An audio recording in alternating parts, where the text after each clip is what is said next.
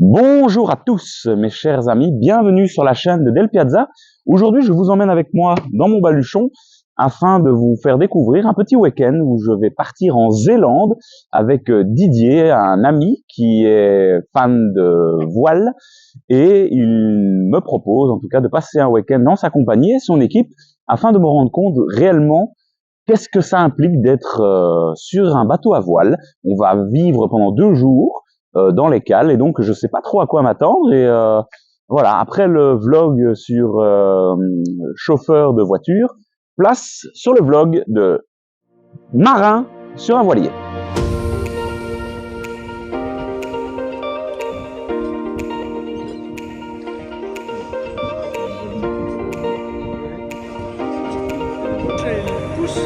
L'impression qu'il y a deux. Non, c'est un pousseur. C'est un pousseur plus ça finit devant lui. Santé. On va tout le même. Ouais. Est-ce que Bertrand a quelque chose à voir?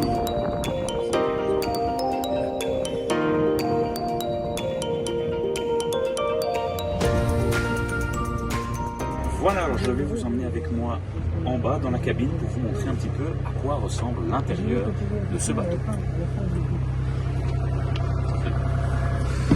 Donc voilà, on a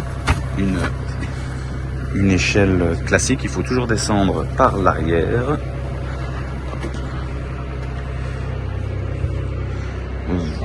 Voilà, on se retrouve donc dans la cabine avec un séjour assez convivial en tout cas, avec une banquette qui permet de faire également couchette. Nous avons ici la cuisine qui est assez bien fournie. En tout cas, il y a tout le matériel nécessaire pour pouvoir réaliser en tout cas à manger. Nous arrivons dans la cabine qui est à l'avant. Donc voilà, avec les couchettes, avec les armoires de rangement.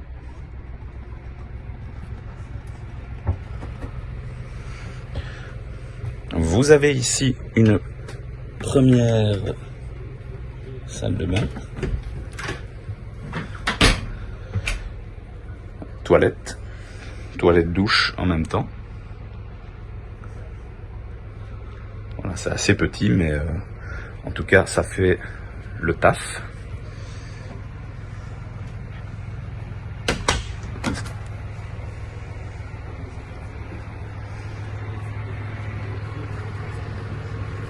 Vous avez ensuite une deuxième salle de bain toilette.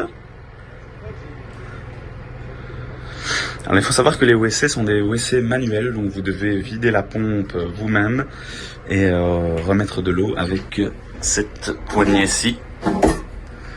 Voilà, c'est comme ça un petit peu que ça se passe pour ceux qui ne connaissent pas.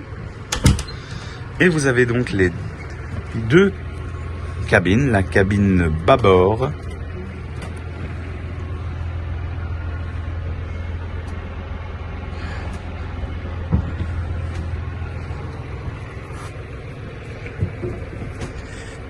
et la tribord. Voilà. Et on termine avec la table à cartes, où toutes les cartes en relief et traditionnelles sont mises. C'est ici que notre skipper Didier prend ses repères et voit un petit peu le chemin que nous allons emprunter. Et vous avez tout le matériel pour la radio qui est disponible juste ici. Voilà, comme ça vous avez un petit état des lieux de la cabine.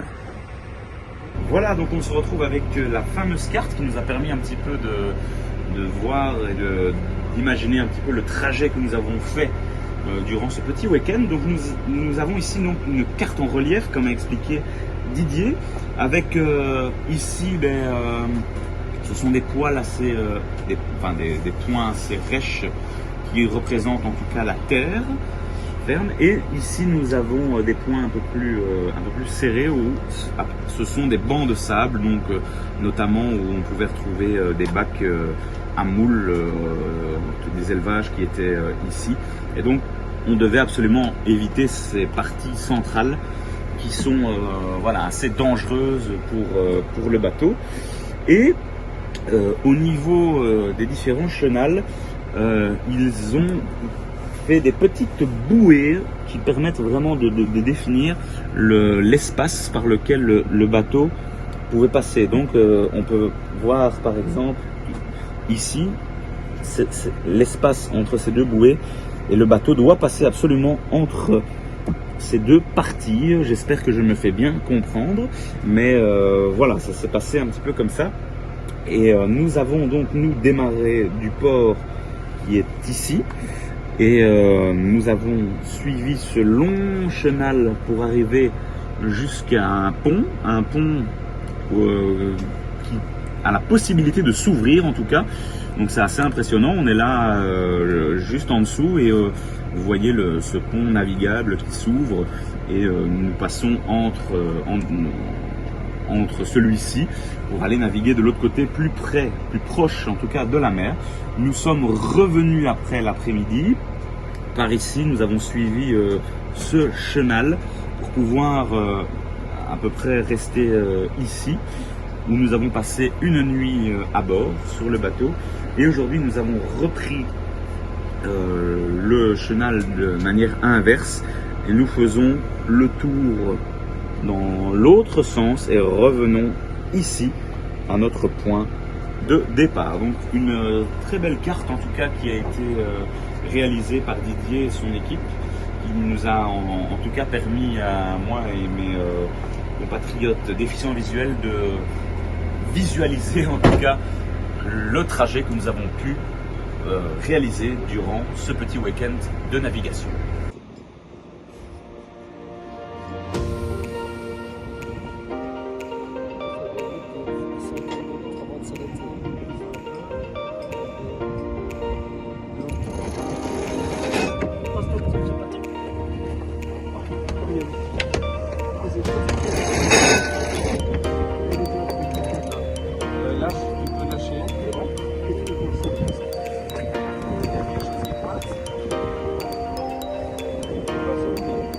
Arrêt devant.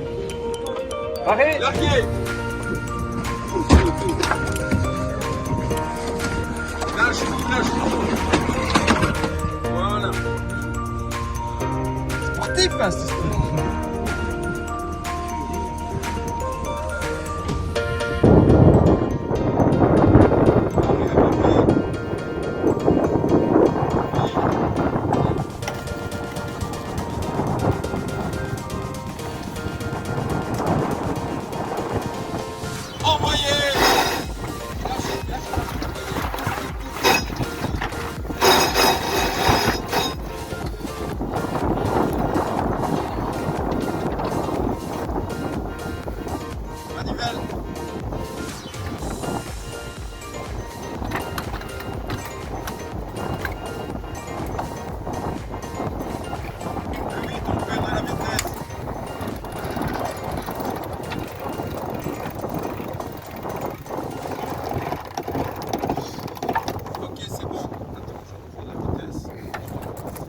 Alors voilà, nous sommes ici avec Didier Wilmar, qui est notre skipper, notre capitaine de ce petit séjour.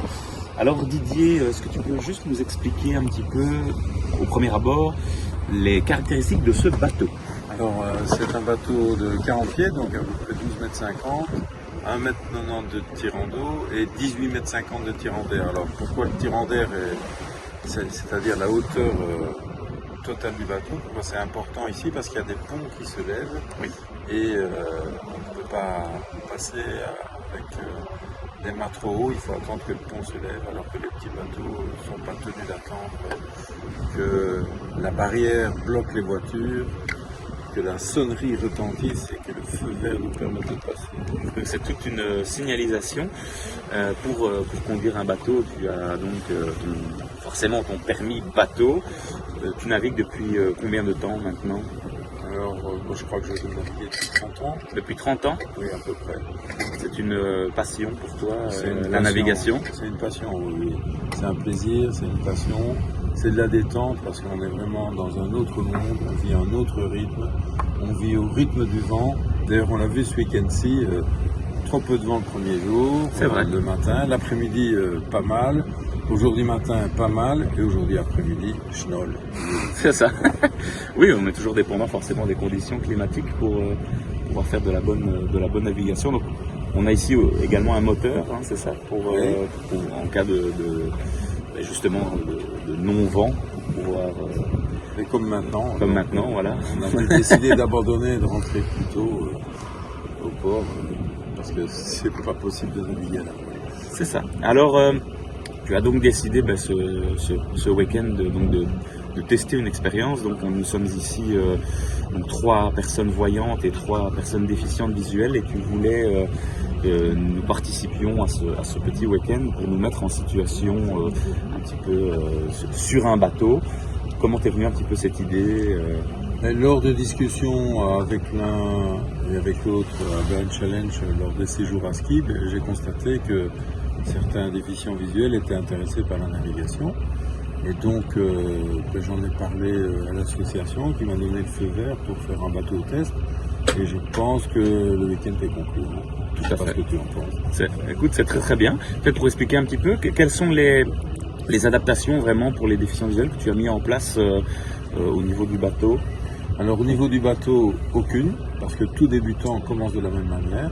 Donc vous êtes débutant, vous mettez le gilet comme tout le monde, vous mettez la longe comme tout le monde pour aller à l'avant. La seule adaptation qu'on a dû faire, c'est au niveau du briefing.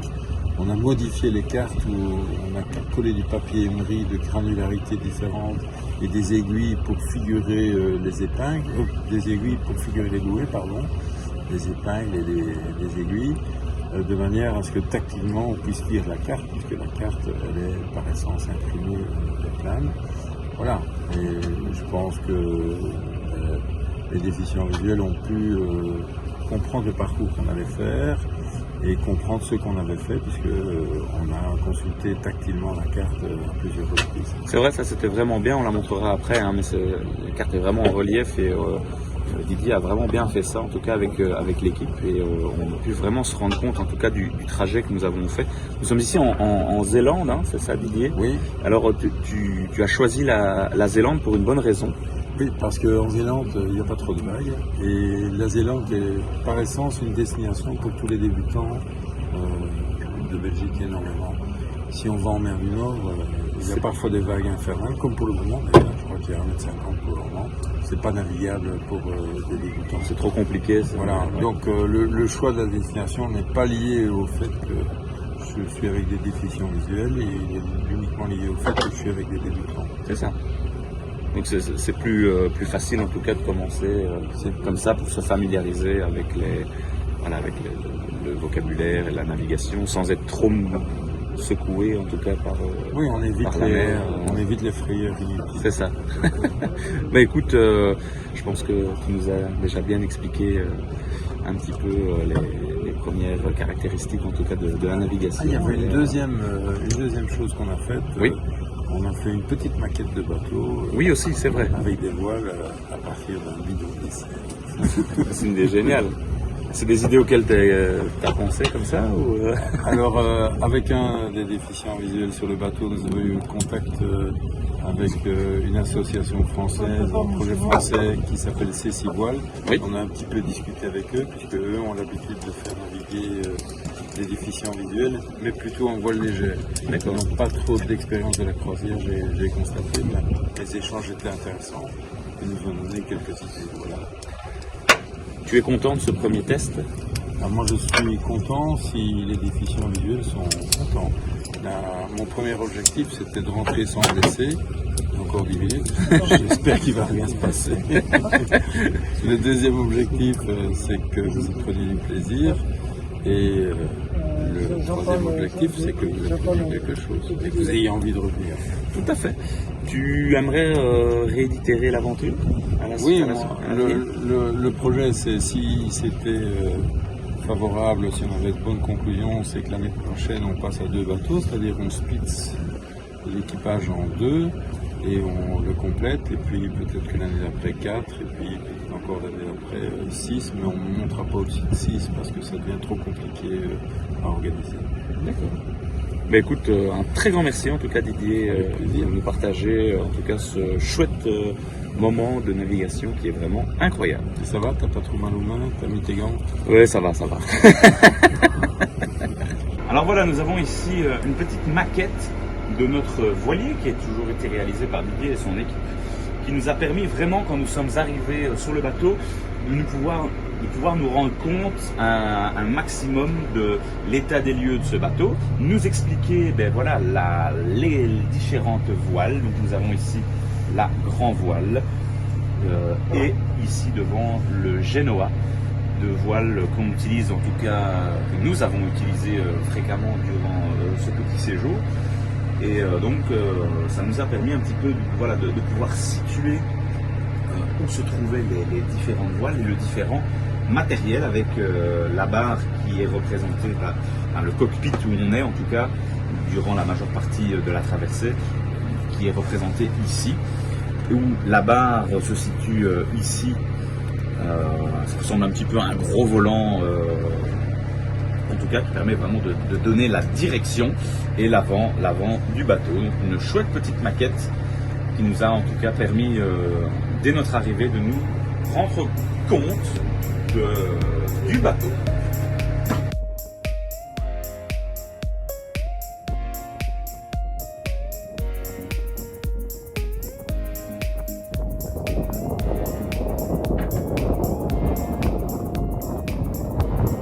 Voilà, ici on a une allonge qui nous permet de pouvoir un petit peu circuler sur le bateau en toute sécurité pour éviter notre gilet de sauvetage qui est obligatoire, et on va installer cette allonge ici.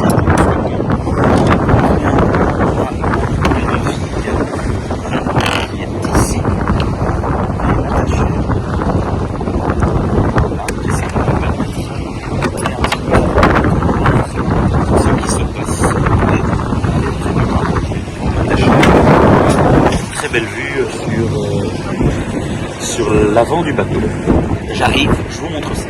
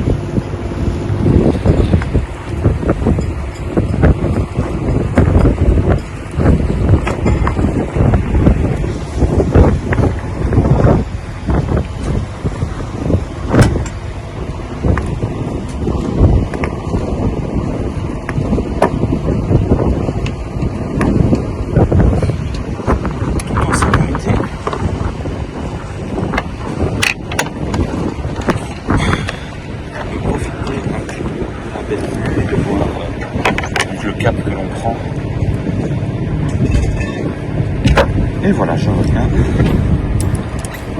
dans le cockpit de sécurité.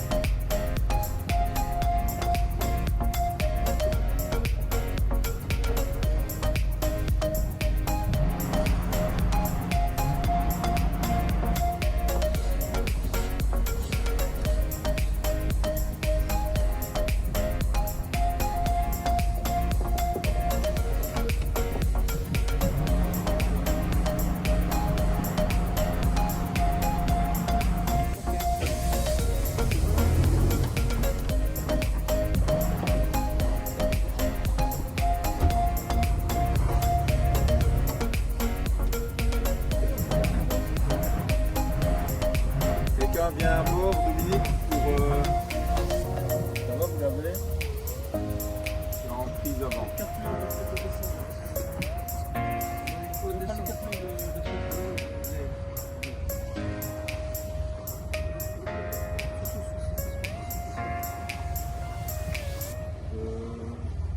ah oui, il y en avait une devant. Oui. T'entends. Voilà mes chers amis, on se retrouve ici donc à la fin de ce petit week-end en Zélande. Alors un petit ressenti là à chaud, maintenant que je suis revenu sur Terre, où j'ai découvert qu'il existait le mal de mer dans un premier temps en bateau, mais le mal de terre que je ne connaissais pas. Donc mal de terre, c'est assez spécial quand on revient sur la terre ferme, on se retrouve un petit peu avec la tête qui tourne dû à ces 2 jours passés en mer. Voilà, c'était quelque chose que je ne connaissais pas, c'était assez impressionnant, mais voilà.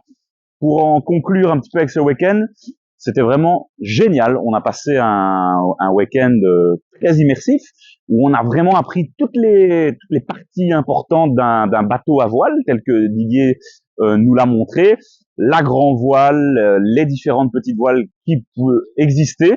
Voilà, il y a beaucoup de termes techniques, beaucoup de cordage, beaucoup de matériel, beaucoup de sécurité et je pense que pendant en tout cas 2 jours, on s'est un petit peu rendu compte ce qu'était la passion du skipper qui veut partir comme ça pendant un petit temps en mer, sur un voilier en tout cas.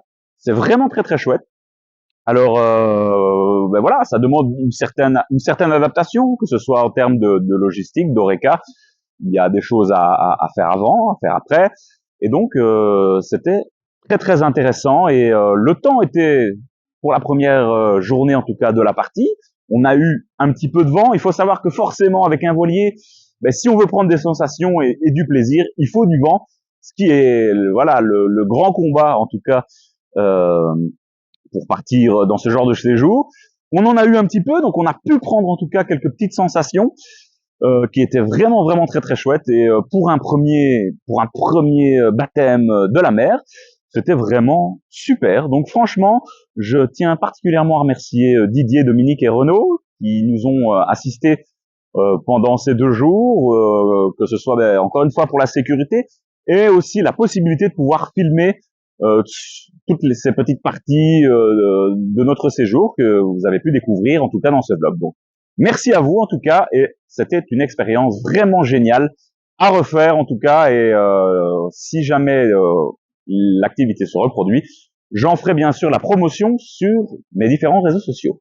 Voilà, ainsi s'achève donc ce vlog sur le bateau et en tout cas, dites-moi, vous, si ça vous intéresse, ce genre d'expérience, et si vous avez apprécié le vlog, parce que c'est toujours très intéressant d'avoir votre retour, c'est le genre de vidéo que j'aime beaucoup faire, d'être sur le terrain où on découvre des choses, et restez bien connectés en tout cas sur cette chaîne, parce que les amis, il y a encore des surprises qui vont arriver, des activités folles, impatient de vous montrer tout ça. À très bientôt sur la chaîne les amis, merci beaucoup.